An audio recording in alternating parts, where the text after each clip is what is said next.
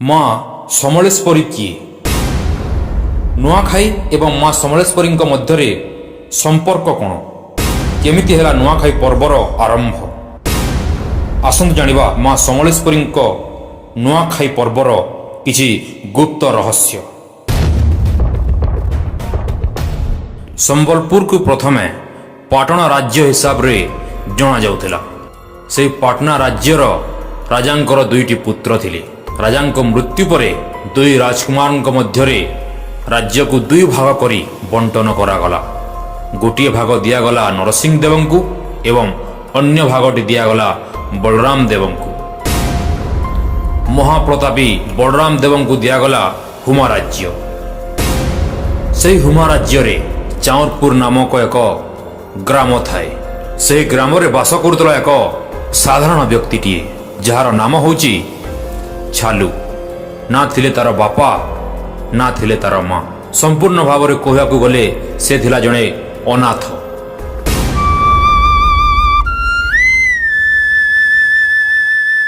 किंतु से गाँर गौतियांक घरे गाई चोरवाली हिसाब रे काम करुथाए। थरे से गाई चोराइबा जाइथिला। गाई चोराइबा समय रे से रंगी नामक एक स्त्री कन्या को देखिथिला। अनेक दिन से रंगी को देखी ता मनरे रंगी पई प्रेम भाव जाग्रत हैला। शेषरे से रंगी को भल पाई विवाह नकरी घर को धरी आनिथिला। जेतेबेले से रंगी को घर को धरी आनिला से आउ गौतियांक घर को काम करिया पई गला नाही। जेहेतु से गौतियांक घरे आउ गाई चोराली हिसाब रे काम करि परिबो नाही, से निष्पत्ति नेला जे निज स्त्री सहित केन्दुपत्र व्यवसाय करिबा पई। से माने सबुदिन जंगल को केन्दुपत्र तोलिबा पई जाउथिले। एमिथरे खरा मास आसिला एवं से माने जंगल को केन्दुपत्र संग्रह पई जाइथिले। एपटे प्रखर खरा, अन्यपटे एमानंक केन्दु तोलिबा कथा। गछ तले रंगी छिड़ा होई छालू को कहिला, आपण गछ उपर को जांतु एवं केन्दुपत्र तोली मते फिंगिबे। मु सेई सबु केन्दुपत्र को एकजुट करी गोटे स्थान रे रखिबी। संगे संगे छालू गछ उपर को चढ़ी गला। गोटे परे गोटे डाल भांगी से रंगी को देला। एहीपरि अनेक समय बीतीगला। टाणुआ खरा आसी छालूर मुंडरे पिटी हैला। संगे संगे प्रखर खरा को संभाली न पारी छालू सही स्थान रे गछ उपरु तलकू पड़ीगला। जितेबेले से गछरु तलकू पड़ीगला, रंगी कौन करिबो भाली हैला। संगे संगे जाई पाखर थिबा महानदीरु निज शाढ़ी को उदा करे आनी छालुंक मुहरे चिपी देला। जद्वारा कि से शाढ़ी बाहरुथिबा जलरु छालुंकर चेता आसिला। किंतु दुखर कथा, छालू आउ चली चली घर को जीवाई समर्थ नथिला। सेइथिपाई रंगीता को निज पिठी रे कांधेई घर को बोही आनिथिला। यहाँ पर किछि दिन गला। छालू आउ काम करिबा पई तार बल न पाइला। से गछरु पड़ीथिबा जोगु तार पंजरा हाड़ भांगी जाइथिला, जद्वारा कि से आउ काम करिबा पई जाई पार नथिला। शेषरे रंगी बाध्य होई घर घर जाई भिक्षावृत्ति करी जहाँ आणुथिला सेही पैसारू दिन काटुथिले। एमिति अनेक दिन भिक्षावृत्ति कला परे रंगी को आउ केही भिक्षा देले नाही। शेषे रंगी बाध्य होई निज घरे थिबा एक स्वर्ण मुद्रा को धरी जाई साहुंक गहन रे बिक्री कला एवं फेरिला बेलकू किछि खाद्य सामग्री धरी फेरुथाए। बाटरे फेरिला बेलकू वर्षारे गाँटा भिजी जाइए। गाँर रास्ता कड़ मध्य सबू कंचा अवस्था थाए। जितेबेले से पानी मिश्रित रास्तार गोटे पाद दे आगक आसुए तार पाद भारसाम्य रक्षा कर न पारी से माटी रे पड़ीगला।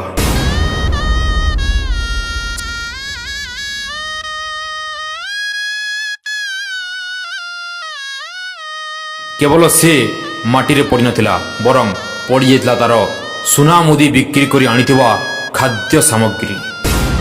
से एपट सेपट चाहिला। शेषरे कौन करिबा भाली होई कांदिबाकू लागिला।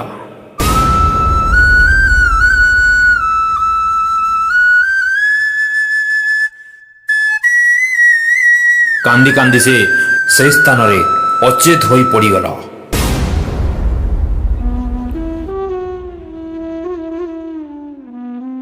ସେ ସେହି ସ୍ଥାନରେ ଅଚେତ ହୋଇ ପଡ଼ିଥାଏ। ଠିକ୍ ସେହି ସମୟରେ କୌଣସି ଏକ ଦେବୀ ତା ଭାବନା ମଧ୍ୟକୁ ପ୍ରବେଶ କଲେ ଏବଂ ଭାବନା ମଧ୍ୟରେ କହିଲେ, ରେ ରଙ୍ଗୀ, ତୁ ଚିନ୍ତା କର ନାହିଁ। ଏହି ବାଟ ଦେଇ ତୁ 5 କୋଶ ଯିବା ପରେ ଏକ ବାଲିକୁଦ ପଡ଼ିବ। ସେହି ବାଲିକୁଦ ଉପରେ ଏକ ମହାନାଗ ଶୋଇଥିବ। ସେ ନାଗ ସାପକୁ ଦେଖି ତୁ ଡରିବୁ ନାହିଁ। ତୁ ଯେତେବେଳେ ସେହି ବାଲିକୁଦକୁ ଯିବୁ, ସେହି ସାପଟି ତୋତେ କିଛି ଆଘାତ କରିବ ନାହିଁ।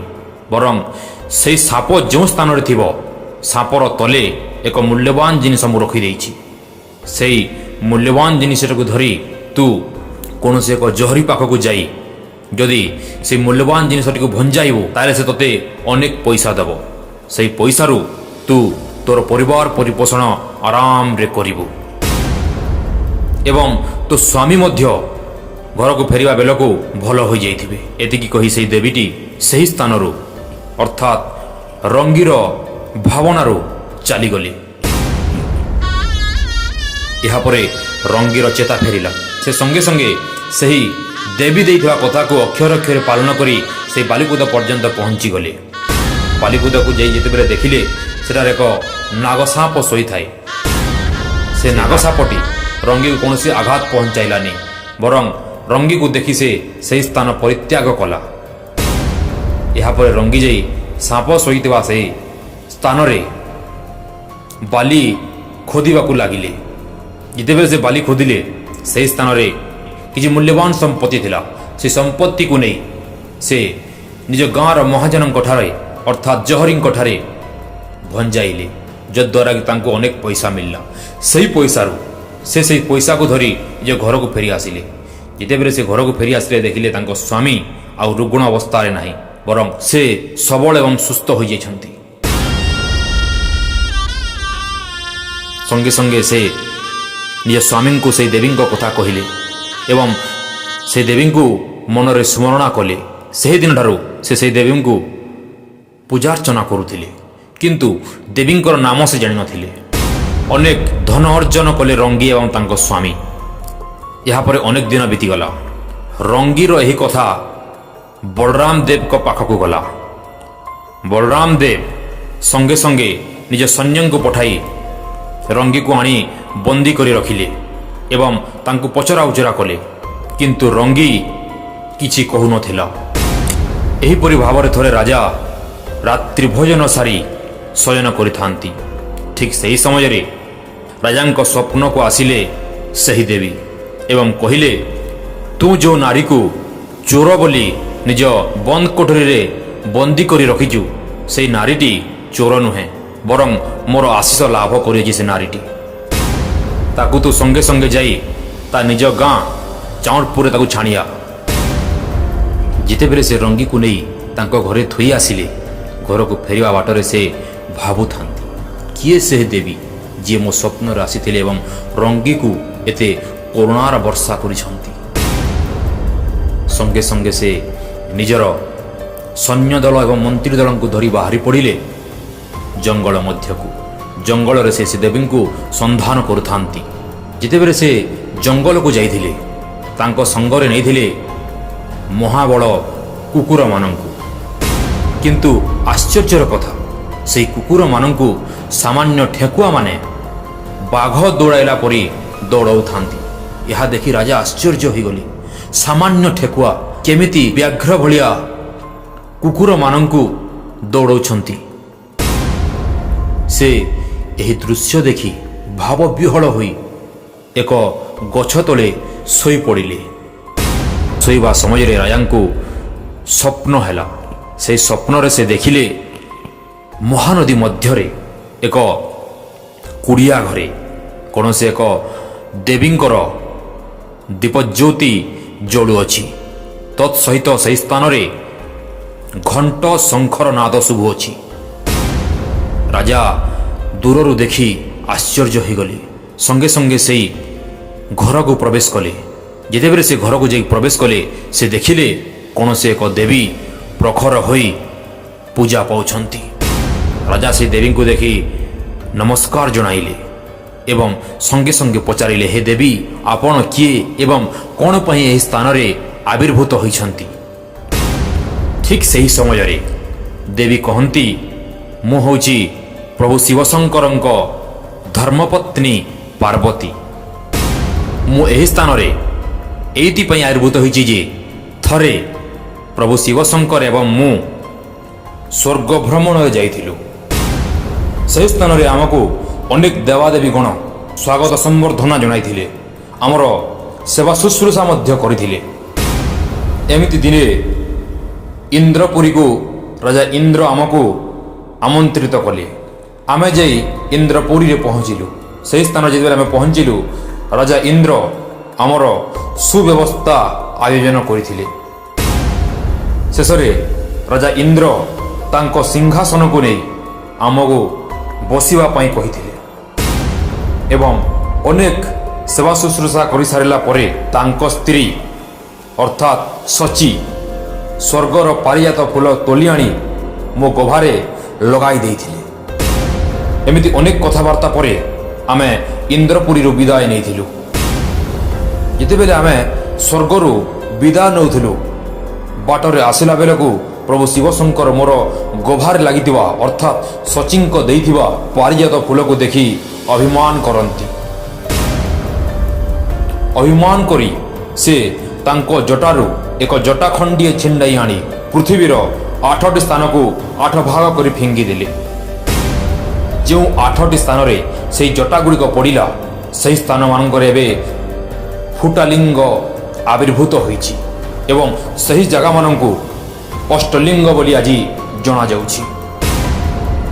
କିନ୍ତୁ ପ୍ରଭୁଙ୍କ ରାଗକୁ ମୋଚନ କରିବାକୁ ଯାଇ ମୁଁ ସେହି ଫୁଲକୁ 7 ଖଣ୍ଡ କରି ପୃଥିବୀର 7ଟି ସ୍ଥାନକୁ ଫିଙ୍ଗିଦେଲି। ସେହି 7ଟି ସ୍ଥାନରେ 7ଟି ଦେବୀ ଆବିର୍ଭୂତ ହେଲେ, ଯେମିତିକି ଚନ୍ଦ୍ରହାସିନୀ, ସମଳେଶ୍ୱରୀ, ଘଣ୍ଟେଶ୍ୱରୀ, ମେଟାକାନୀ, ସୁରେଶ୍ୱରୀ, ପାଟଣେଶ୍ୱରୀ ଏବଂ ମାଣିକେଶ୍ୱରୀ। ସେଇଥିପାଇଁ ଆଜି ଏହି ସ୍ଥାନରେ ମୁଁ ସମଳେଶ୍ୱରୀ ନାମରେ ଉଭାନ ହୋଇଛି। ମୋତେ ତୁ ଏହି ସ୍ଥାନରେ ସମଳେଶ୍ୱରୀ ନାମରେ ପୂଜା ଦେବୁ। ରାଜାଙ୍କ ସ୍ୱପ୍ନ ଶେଷ ହେଲା। ସ୍ୱପ୍ନରୁ ଉଠି ଯେତେବେଳେ ସେ ଯେଉଁ ଗଛରେ ଶୋଇଥିଲେ, ସେହି ଗଛରୁ ଉଠି ଯେତେବେଳେ ସେହି ଗଛକୁ ଦେଖିଲେ, ସେହି ଗଛରେ ଏକ ଦେବୀ ଛିଡ଼ା ହୋଇଥାନ୍ତି। ସଙ୍ଗେ ସଙ୍ଗେ ସେହି ଦେବୀଙ୍କୁ ସେ ନମସ୍କାର କଲେ। ନମସ୍କାର କରିସାରିବା ପରେ ସେହି ଦେବୀ ରାଜାଙ୍କୁ କିଛି ଆଦେଶ କଲେ ଏବଂ କହିଲେ, ଶୁଣ ବଳରାମ ଦେବ, ଏହି ସ୍ଥାନରେ ମୋର ଏକ ଭବ୍ୟ ମନ୍ଦିରଟିଏ ନିର୍ମାଣ କରିବ। ଏହାପରେ ରାଜା ପଚାରନ୍ତି, ହେ ମା, ମୁଁ ତୁମ୍ଭର ମନ୍ଦିର ସିନା ନିର୍ମାଣ କରିଦେବି, ମନ୍ଦିରରେ ଆପଣଙ୍କ ପୂଜାର୍ଚ୍ଚନା କେମିତି କରିବି? ଠିକ୍ ସେହି ସମୟରେ ମା କହନ୍ତି, ଶୁଣ ରାଜା ବଳରାମ ଦେବ, ମୋତେ ପୂଜା କରିବା ପାଇଁ ନୂଆ ଧାନର ଆବଶ୍ୟକତା ପଡ଼ିଥାଏ। ତୁ ନୂଆ ଧାନ ଆଣି ମୋତେ ପୂଜା ଦେବୁ। କିନ୍ତୁ ରାଜା ପଚାରନ୍ତି, ଭାଦ୍ର ମାସରେ ମୁଁ କେଉଁଠୁ ଧାନ ପାଇବି? ଠିକ୍ ସେହି ସମୟରେ ମା କହନ୍ତି, ତୋ ରାଜ୍ୟର ତୁ ଉତ୍ତର ଦିଗକୁ ଯିବୁ। ଉତ୍ତର ଦିଗରେ ନୂଆ ଧାନ ଫଳିଥିବ, ସେହି ଧାନକୁ ଆଣି ମୋତେ ପୂଜା ଦେବୁ। ତୋ ସହିତ ଏହି ପୂଜାରେ ତୋ ରାଜ୍ୟର ସମସ୍ତ ନାରୀ ଘର ଲିପାପୋଛା କରି ହଳଦୀ ଏବଂ ଅଁଳାକୁ ମାଖି ସ୍ନାନ କରି ମୋତେ ପୂଜା କରିବେ। ତୋ ସହିତ ସେହିଦିନ ନୂଆ ନୂଆ ଫଳମୂଳ ଆଣି ଭୋଜନ ପ୍ରସ୍ତୁତି କରି ମୋ ରାଜ୍ୟରେ ତୁ ନୂଆଖାଇ ପାଳନ କରିବୁ ଏବଂ ସେହିଦିନ ସମସ୍ତ ଚାଷୀମାନେ ନିଜ ଜମିରେ ଫଳିଥିବା ନୂଆ ଧାନକୁ ପୂଜା କରି ଆଣି ମୋଠାରେ ନବାର୍ଣ୍ଣ ଲାଗି କରିବେ। ମୋତେ ଭୋଗ ଲଗାଇ ସାରିବା ପରେ ସମସ୍ତେ ସେହି ନବାର୍ଣ୍ଣ ଧାନକୁ ମୋହରି ଭୋଗ ଭାବରେ ସମସ୍ତେ ଖାଇବେ ଏବଂ ସେହି ନବାର୍ଣ୍ଣ ଖାଇବାକୁ ନୂଆଖାଇ ଭାବରେ ପ୍ରଚଳିତ କରିବୁ। ଏହିସବୁ କଥା ମା ସମଳେଶ୍ୱରୀ ରାଜାଙ୍କୁ କହିଥିଲେ। ସେହିଦିନଠାରୁ ନୂଆଖାଇ ପର୍ବ ଆଜି ପର୍ଯ୍ୟନ୍ତ ଚାଲି ଆସୁଛି। ଏ ଥିଲା ମା ସମଳେଶ୍ୱରୀଙ୍କ କିଛି ଗୁପ୍ତ ରହସ୍ୟ।